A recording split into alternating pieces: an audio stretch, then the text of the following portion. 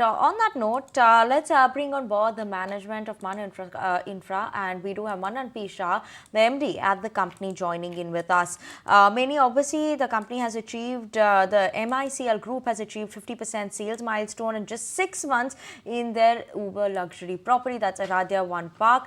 And to talk more about that as well, Manan, thank you so much. Good afternoon, and talking about this as well, right? You've sold 50% of the Aaradhya Onepark property.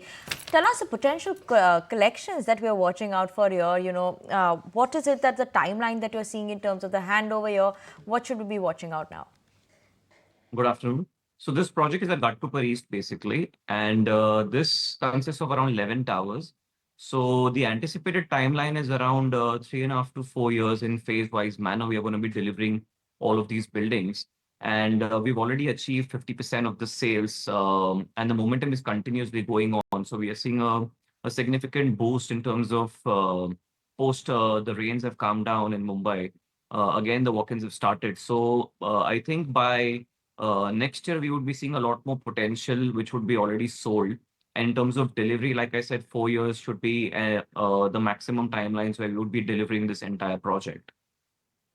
Get a bit of a sense from you as to what's the overall profile of the buyers of late with the LTCG changes coming in. Is there any change in the psyche of the buyers, or even in terms of the average ticket size for you? What range sells out the maximum or the most easily? So the best part, what we've experienced, especially post-COVID, is the psyche of the customers have genuinely changed a lot. People are wanting and demanding larger and larger homes. So for us, what's selling is basically more than 1,800 square feet of a 4 bed. And we've almost sold apartments ranging almost 5,000 square feet.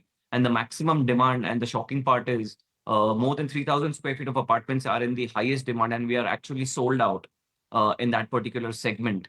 So the momentum for the overall buyers have changed towards larger housing and luxury segment. And the category of customers that are coming in is mainly the business families, which have been having wealth across these years, but have not bought or upgraded their residential housing.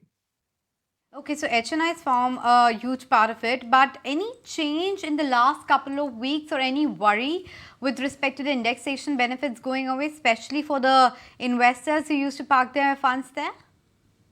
So indexation, frankly, will not matter much in these spaces because the profile of people which are buying houses over here are actually not selling, or it's not their first house. So they're not going to be selling their ancestral property. It's basically just an upgrade. So the trend that we have seen is they usually keep their ancestral and family home for their sentimental values, and they don't intend to sell the earlier house, and they upgrade to a newer one. So I don't see that's a much big of a worry.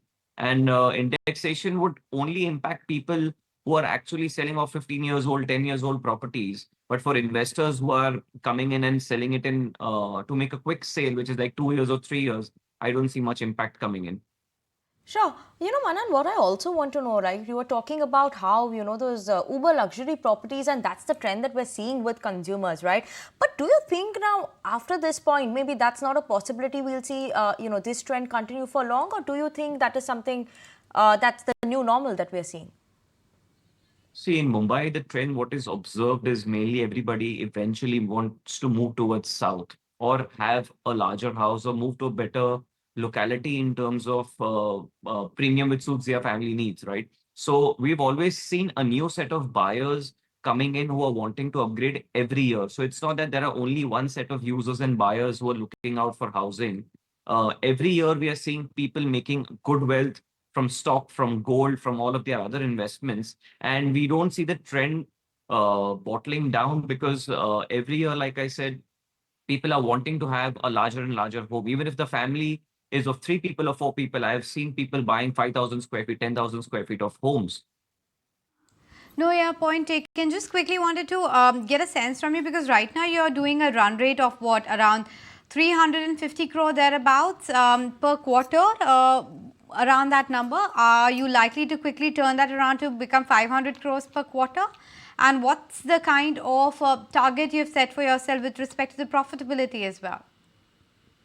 So this year, if you compare the pre-sales, we've already done more than 700 crores in the very first quarter itself, which was almost a consolidated sales of the last entire year. We've got 1 million square feet of launches planned this year, and this Aaradhya Onepark is just one project which is being launched. We have a series of launches coming in this year, right from Ville Parle to Pali Hill, Bandra West, BKC, Marine Lines, and we are also going to be launching the higher floors of our Tardev property. So this year definitely seems to be a growth year, and it's full of launches. So we see a fruitful number this year as well. Absolutely. Full of launches, growth numbers expected to be coming in there for the company. But just one word in terms of redevelopment, are there any more talks going on, any other projects that we are expecting from that front? Yes, we are in continuous pipeline even right now in the bidding process, because redevelopment is a slightly slower process compared to land acquisition and the other stages, because it takes a lot of time to convince the existing members. But we are seeing still at least 4 more projects by the end of next year getting added to the portfolio. Thanks so much for making time and speaking with us. Time now to put the